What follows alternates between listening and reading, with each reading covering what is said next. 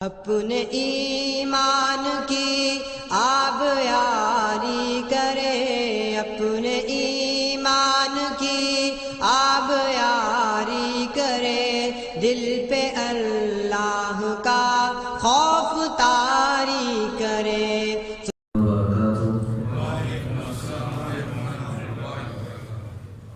یا رب لک الحمد کما ينبغي لجلال وجهك وعظيم سلطانك، وأشهد أن لا إله إلا الله وأشهد أن محمدا عبده ورسوله صلى الله عليه وسلم. أما بعد، أعوذ بالله السميع العليم من الشيطان الرجيم من همزه ونفخه ونفثه. بسم الله الرحمن الرحيم.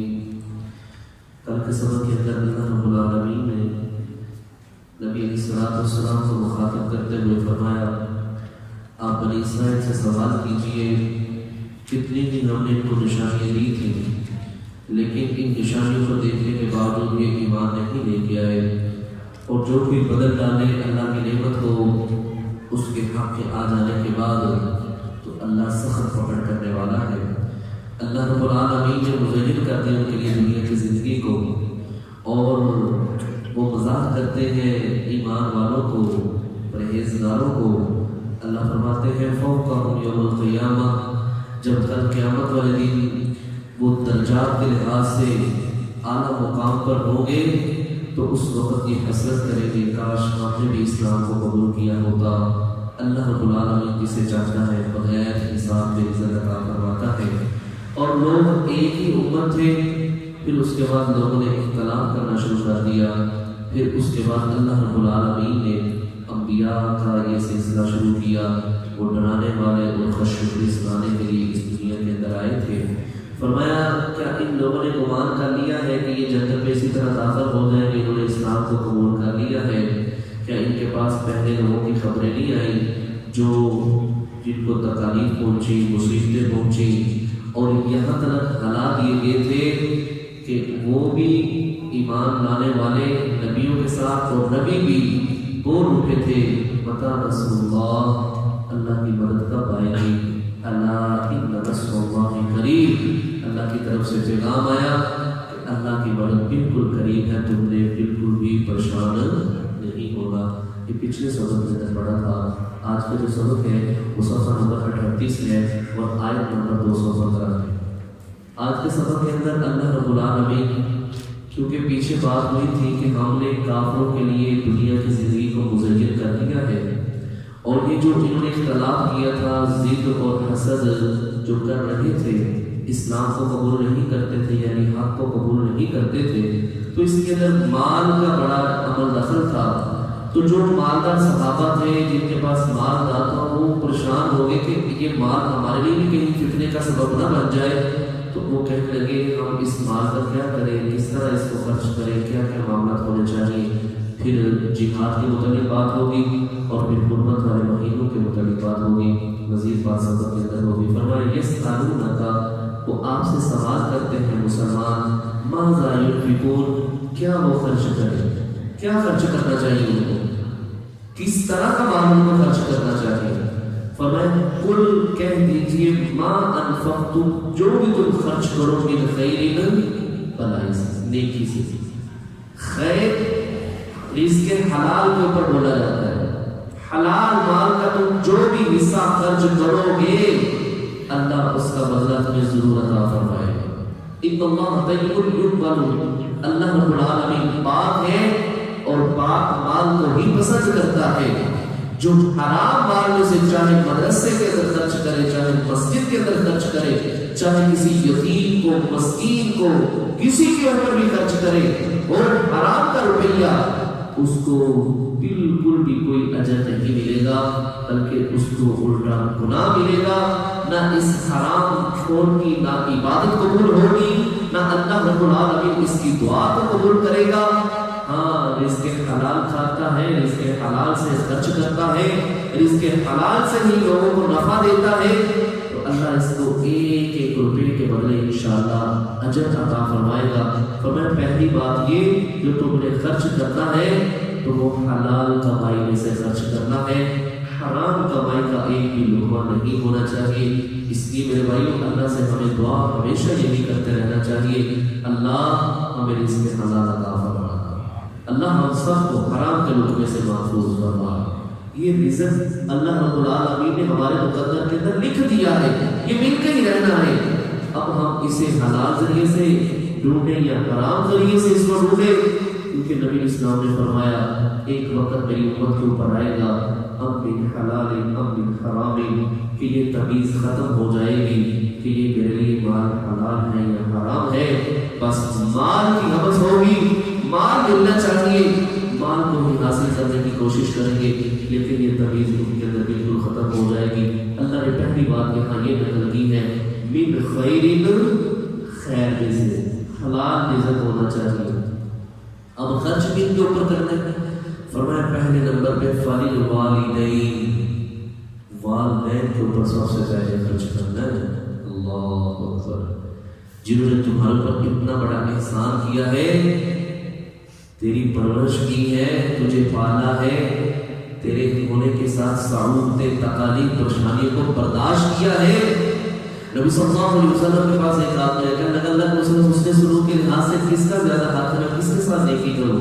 فرمایا امک، اپنی ماں کے ساتھ۔ پھر پوچھا، فرمایا اپنی ماں کے ساتھ۔ پھر پوچھا، فرمایا اپنی ماں کے ساتھ۔ چوتھے نمبر پہ فرمایا ابو کا اپنے باپ کے ساتھ بھی حسن سلوک کر۔ تو اس لیے سب سے پہلا نیکی والا کام ماں باپ کے اوپر پیسہ خرچ کرنا ہے، ماں باپ کو اچھا کھلانا ہے، اچھا پہنانا ہے، ان کے ساتھ نیکی والا معاملہ کرنا ہے، احسن طریقے سے ان کے ساتھ پیش آنا ہے، تاکہ کچھ نہ کچھ جو انہوں نے ہمارے اوپر احسانات کیے ہیں، ہم کچھ نہ کچھ اس کا بدلہ ہم دنیا کے اندر دے سکیں۔ ویسے تو ہم ادا نہیں کر سکتے، لیکن کچھ نہ کچھ پھر بھی خیر خائی کرتے ہوئے، نیکی کرتے ہوئے ہم کچھ نہ کچھ ان کے ساتھ ان کا بدلہ احسن طریقے سے ادا کر سکیں۔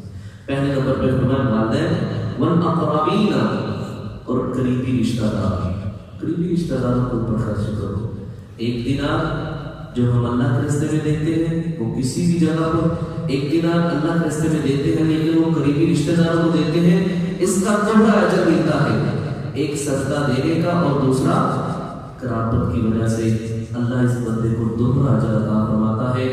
اس لیے میرے بھائیوں، صدقہ دینے سے پہلے، اللہ کے راستے میں خرچ کرنے سے پہلے ہمیں اس بات کو دیکھ لینا چاہیے کیا ہمارے عزیز و اقربا کے اندر کوئی غریب تو نہیں ہے، کوئی مسکین تو نہیں ہے۔ پہلے ان کو دیجیے، ان کی ترجیح ہے، پھر بعد میں محلے کے اندر دیکھیے، پھر بعد میں باہر دیکھیں، پھر بعد میں دوسروں کو دیں، پہلے اپنے رشتہ داروں کے اندر دیکھیں۔ ہمارے یہاں کیا ہے، ہم دوسروں کو دیتے ہیں لیکن ہمارے بیچارے اپنے غریب اور دوسروں کے سامنے ہاتھ ملاتے رہتے ہیں۔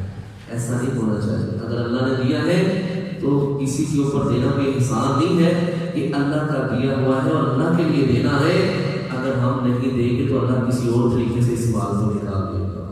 تو فرمایا والاقربین، قریبی رشتہ داروں کے اوپر، والیتامیٰ، اور یتیموں کے اوپر۔ اللہ اکبر، جس شفقت کا ہاتھ رکھنے والا تھا باپ کو اس دنیا سے چلا گیا ہے، اب تمہارا حق بنتا ہے کہ اس کی کفالت کرو، اس کے ساتھ پہ پیار اور شفقت والا ہاتھ رکھو، ان کی ضروریات کو پورا کرو۔ فرمایا جو یتیم کی کفالت کرنے والا ہے، جس طرح یہ دو انگلی ہیں، کل قیامت والے دن میرے ساتھ اس طرح جنت کے اندر ہوگا انشاءاللہ۔ فرمایا والمساکین، مسکینوں کے اوپر خرچ کرو۔ فرمایا جو بیوہ اور مسکین کے اوپر خرچ کرتا ہے اس کا ثواب کتنا ہے؟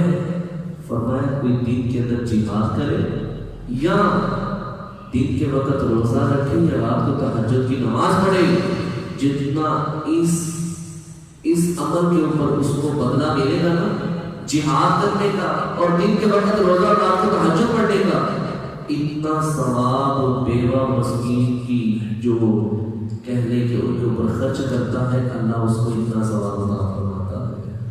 تو مسکین کون ہے؟ بیچارہ محنت کرتا ہے لیکن پوری نہیں پڑتی، اس کو بھی صدقہ اور زکات لگتی ہے، اس کے اوپر بھی انسان خرچ کر سکتا ہے۔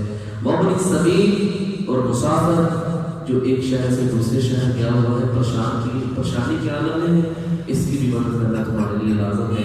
ہاں فرمایا وما تفعلوا من خیر نیکی سے فإن اللہ پس بے شک اللہ بہ علیم خوب جاننے والا. اللہ یہاں اس لیے کہہ رہا ہے من خیر کوئی بھی نیکی کہ یہاں میں نے چند کا تذکرہ کیا ہے سب کا نہیں کیا. جو اس کے علاوہ آگے آئیں گے ان کے اوپر بھی اگر تم خرچ کرو گے تو تب بھی تمہیں ثواب ملے گا. اس کے اندر کوئی حرج والی بات نہیں ہے.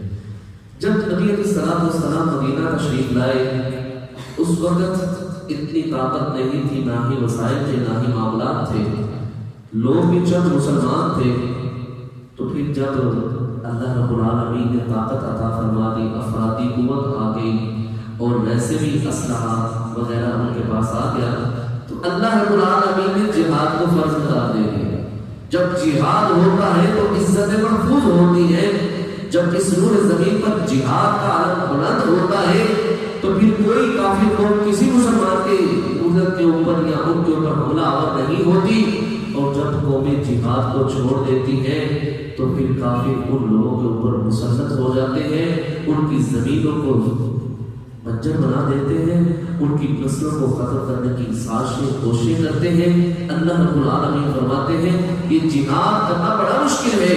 جہاد کے اندر زخم آتے ہیں، جہاد کے اندر نیند کو قربان کرنا پڑتا ہے، جہاد کے اندر کھانے پینے کی اشیاء کو ترک کرنا پڑتا ہے، جہاد کے اندر انسانی جو سہولیات ہیں ان کو دور کرنا پڑتا ہے. یہ اللہ بھی کہتا ہے یہ بڑا مشکل کام ہے، لیکن جتنا مشکل ہے اس کے اوپر اجر بھی اتنا ہی میرے رب نے رکھا ہے. اللہ اکبر. اللہ فرماتے ہیں کتبہ لکھ دیا ہے علیکم القتال، تمہارے اوپر لڑنا، جہاد کرنا، قتال کرنا، میدان کے اندر اترنا، کافروں کے سامنے آنکھوں کے اندر آنکھیں ڈال کے بات کرنا، تلوار لہرا کے میدان کے اندر آ جانا. فرمایا یہ تمہیں ناگوار گزرتا ہے، یہ تمہیں پسند نہیں ہے.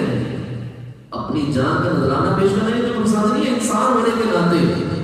فرمایا وعسا، اور ممکن ہے ان تکرہوا، جس کو تم ناپسند سمجھتے ہو، شیئا، کسی بھی چیز کو، وہو خیر لکم، وہ تمہارے لیے بہتر ہو. تم وقتی طور پہ اس کو ناپسند سمجھتے ہو لیکن ہو سکتا ہے یہ تمہارے لیے بہتر ہو. فرمایا وعسا، اور ممکن ہے ان تحبوا، کہ جس کو تم پسند کرتے ہو، شیئا، کسی بھی چیز کو، وہو شر لکم، وہ تمہارے لیے بری ہو، وہ تمہارے لیے بہتر نہ ہو. واللہ، اور اللہ یعلم، جانتا ہے، وانتم لا تعلمون، اور تم نہیں جانتے. اللہ اکبر. اللہ یہ علم ذات الصدور ہے نا، اللہ ہی غیب کی خبروں کو جانتا ہے. تو اللہ کہتا ہے میں بہتر جانتا ہوں کہ تمہارے لیے کون سی چیز بہتر ہے اور کون سی چیز نقصان دہ ہے. یہ وقتی طور پر پریشانی آتی ہے، ضرور آتی ہے، لیکن یہ بات یاد رکھیے میرے بھائیوں، نبی علیہ السلام نے فرمایا جس نے نہ جہاد کیا نہ جہاد کرنے کا ارادہ کیا، ایک ہے اس نے سارے معاملات حل کیے، اپنے آپ کو پیش کرنے کی کوشش کی، ایک ہے ایک نے کیا بھی نہیں لیکن اس کے دل کے اندر یہ بات ہے کہ اگر مجھے موقع اللہ دے گا تو میں کافروں کے ساتھ لڑوں گا. اور ایک تیسرا بندہ وہ ہے جس نے نہ جہاد کرنے کا ارادہ کیا، ذہن کے اندر میری بات آئی، دل کے اندر بھی رکھی کہ میں بھی اللہ کے دین کے لیے، سربلندی کے لیے باہر نکلوں گا، اپنے آپ کو پیش کروں گا. اگر اللہ نے موقع دیا کافروں کے ساتھ لڑنے کا تو میں بھی آؤں گا میدان کے اندر. اس نے یہ کبھی سوچا بھی نہیں، نیت بھی نہیں کی. فرمایا یہ جو بندہ جس نے کبھی سوچا بھی نہیں اور نہ ہی اس کے دل کے اندر جہاد کا جذبہ پیدا ہوا ہے، جب بھی یہ مرے گا تو یہ نفاق کے شعبے کے اوپر مرے گا اور یہ جہاد قیامت تک کے لیے جاری رکھے گا. اس کو نہ بھی کسی عادل کا عدل نہ کسی ظالم کا ظلم اس جہاد کو روک نہیں سکے گا. یہ اللہ رب العالمین نے مسلمانوں کے اوپر فرض قرار دیا ہے. اور میرے بھائی یہ بات یاد رکھیں جب جہاد ہوتا ہے تو مسلمانوں کی عزت محفوظ ہوتی ہے، مسلمان سر اٹھا کے جیتے ہیں، اپنے معاملات کو حل کرتے ہیں. اور جب جہاد نہیں ہوتا پھر لوگ کافروں کے غلام بن جاتے ہیں، ان کی نوکریاں کرتے ہیں، جس طرح وہ چلاتے ہیں پھر مسلمان اسی طرح چلتے ہیں. نبی اسلام نے فتح مکہ والے دن کہہ دیا تھا فرمایا اب ہجرت ختم ہے لیکن جہاد ابھی باقی ہے. جہاد نہیں ختم ہوا، ہجرت ختم ہو گئی، جہاد نہیں ختم ہوا.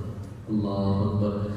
آگے جو سبق آ رہا ہے یہ آیت لمبی ہے، اس حوالے سے اس کا تھوڑا سا شان نزول سن لیجیے۔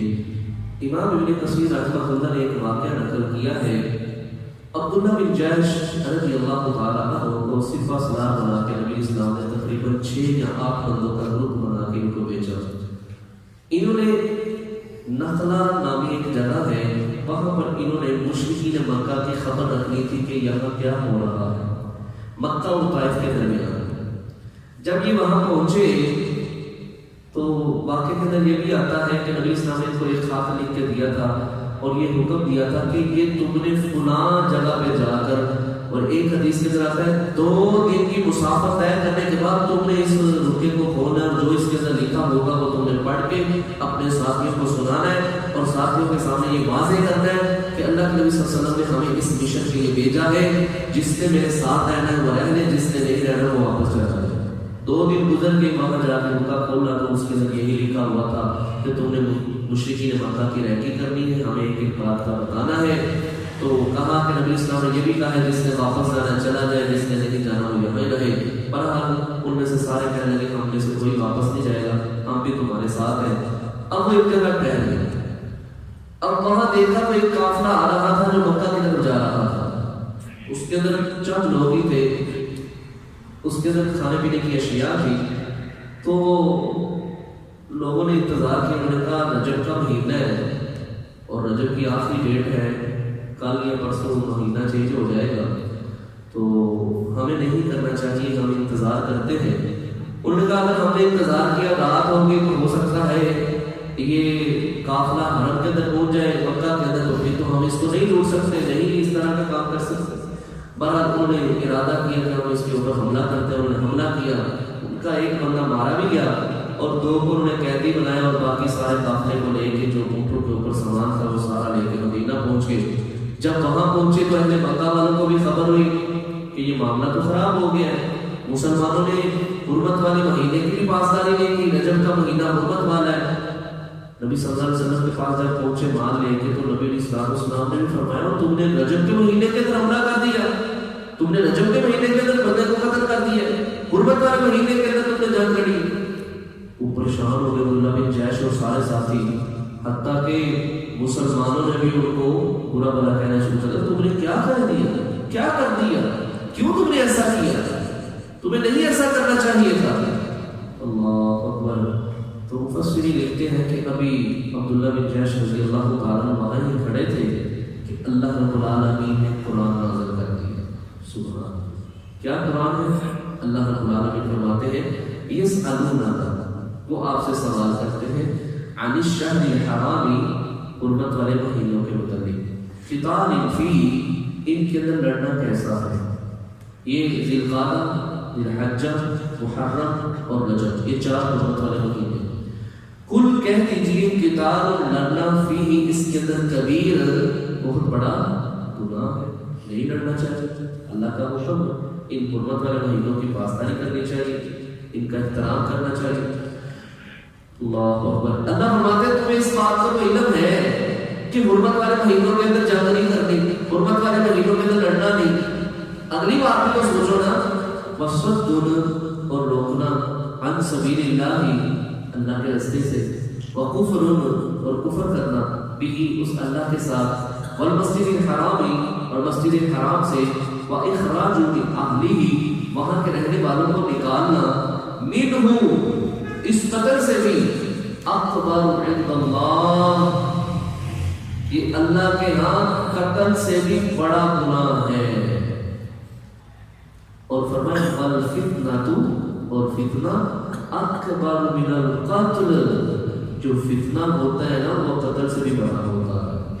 اللہ فرماتے ہیں تم کو یہ تو پتا ہے کہ انہوں نے ہمارے بندے کو قتل کر دیا ہے، تمہیں یہ نہیں پتا کہ اللہ کے راستے کے اندر جو اسلام کو قبول کرتا ہے، ایمان کو قبول کرتا ہے، اللہ اور اس کے رسول پر ایمان لے آتا ہے، اس کو تم روکتے ہو۔ مسجد حرام کے اندر رہنے والے مسلمانوں کو تم نے مسجد حرام سے نکال دیا ہے، اور بھی تم ظلم اور زیادتی کرتے رہے ہو، لوگوں کو دین سے روکتے ہو، یہ تمہیں پتہ نہیں ہے کہ یہ بھی گناہ ہے۔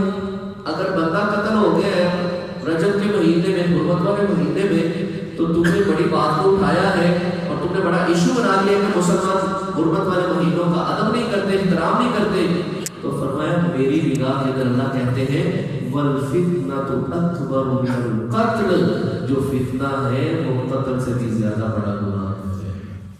تو اس لیے فرمایا کوئی نہیں، کچھ بھی نہیں ہوا، جو ہو گیا سو ہو گیا، اس کا کوئی مسئلہ نہیں ہے۔